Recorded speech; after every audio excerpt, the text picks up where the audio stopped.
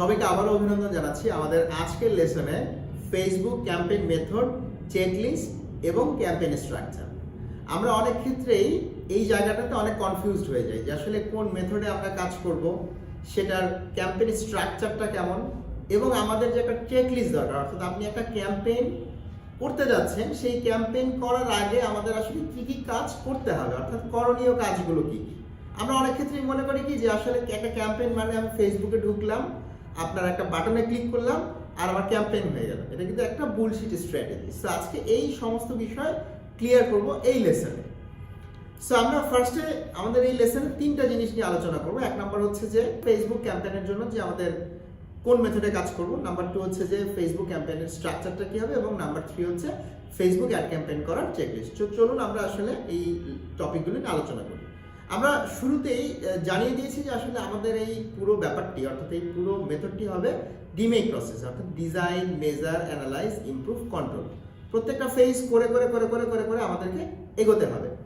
আর এই ডিমেক মেথডটা আসলে কি, এই মেথডটা নিয়ে কিন্তু আমরা আমাদের আগের কোনো একটি লেসনে আমরা চমৎকারভাবে আপনাদেরকে বোঝানোর চেষ্টা করেছি।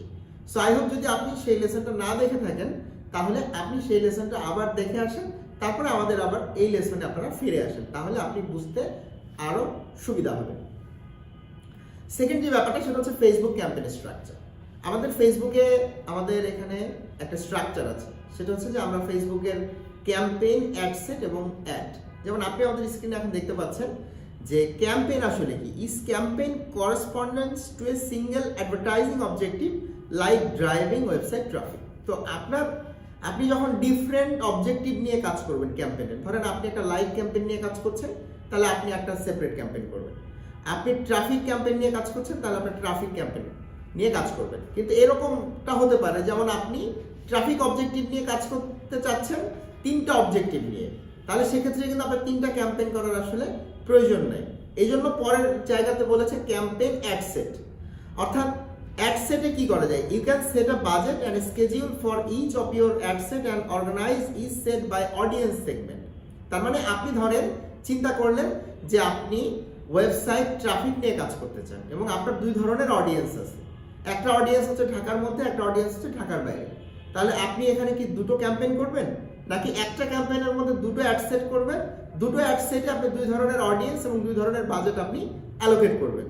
সো ক্যাম্পেইনের ক্ষেত্রে বলেছি হচ্ছে ক্যাম্পেইনের ক্ষেত্রে অবজেক্টিভ, অর্থাৎ দুটো ক্যাম্পেইনের পার্থক্য হচ্ছে দুইটা আলাদা আলাদা অবজেক্টিভ।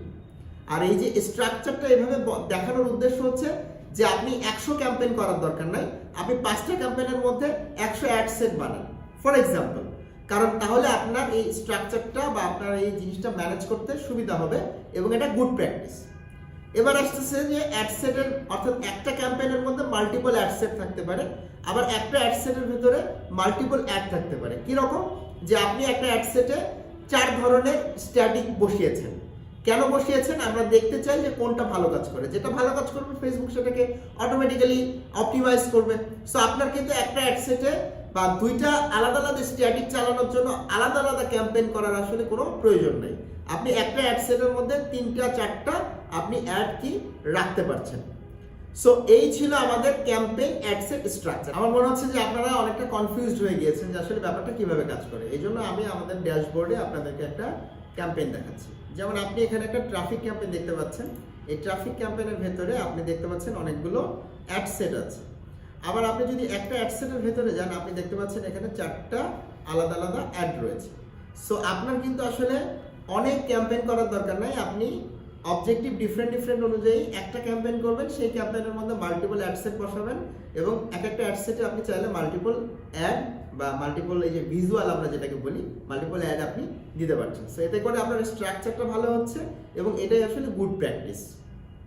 সো আই হোপ যে আপনার ফেসবুক ক্যাম্পেইনের স্ট্রাকচারটা ক্লিয়ার। তারপরে যদি আপনাদের কোনো প্রশ্ন থাকে, আপনি চাইলে আমাদের ফেসবুক গ্রুপে এই ধরনের কোনো প্রশ্ন নিয়ে আসতে পারেন, এবং আমরা সেই প্রশ্নগুলোর আনসার দেওয়ার চেষ্টা করব।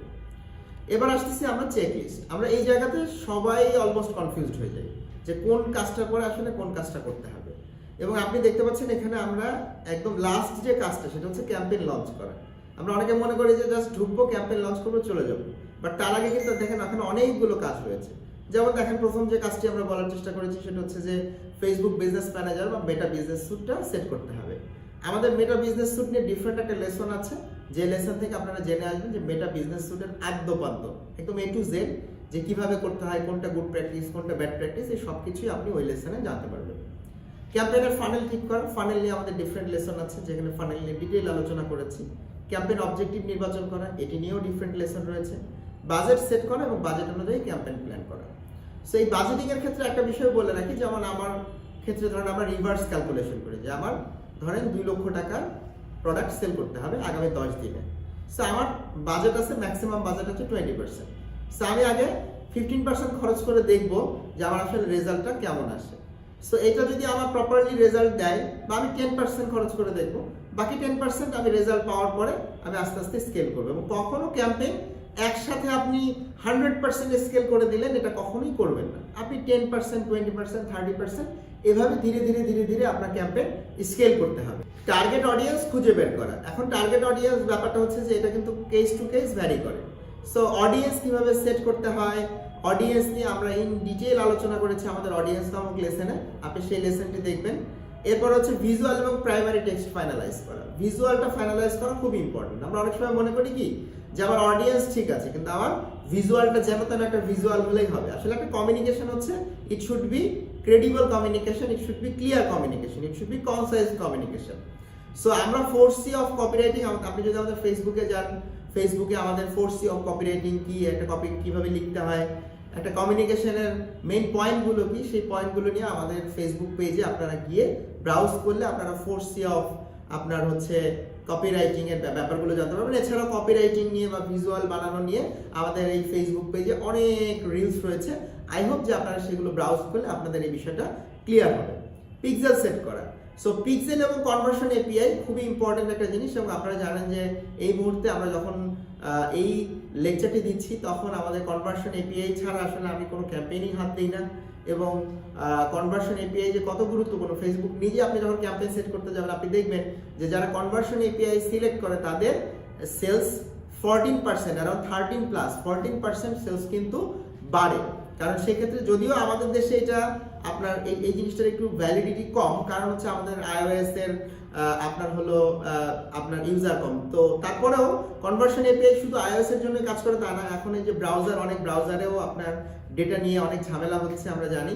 সো বেস্ট উপায় হচ্ছে ফেসবুক পিক্সেলটা প্রপারলি ফিক্স করা এবং অবশ্যই কনভার্সন এপিআই সেট করা। অ্যান্ড ফাইনাল যে স্টেপটা রয়েছে সেটা হলো ক্যাম্পেইন লঞ্চ। সো আপনারা কখনো এই ভুলটা করবেন না যে আমি ধরতক্তা মারো প্রেম জাস্ট ক্যাম্পেইনে ঢুকে যাবো, নো। তার আগে আপনাকে সুন্দর করে খাতা কলমে একে একে সবকিছু অ্যানালাইসিস করে তারপরে আপনি একটা ক্যাম্পেইন লঞ্চ করবেন। আর যখন আপনি এরকম ভাবে লঞ্চ করবেন চেকলিস্ট ধরে, তখন আপনার ক্যাম্পেইনে ভুল হওয়ার সম্ভাবনা থাকবে না এবং আপনার ক্যাম্পেইনের এফিসিয়েন্সি বাড়বে। এবং একটা ক্যাম্পেইনের মিডিয়া প্ল্যান কিভাবে করতে হয় সেটা নিয়ে আমরা অন্য আরেকটি লেসনে আলোচনা করব, যেখান থেকে আপনি এই বিষয়টা আরো ভালো মতো জানতে পারবেন। সবাই ভালো থাকবেন। I hope you have enjoyed the session, এবং অবশ্যই চেকলিস্ট ছাড়া ক্যাম্পেইন করবেন না।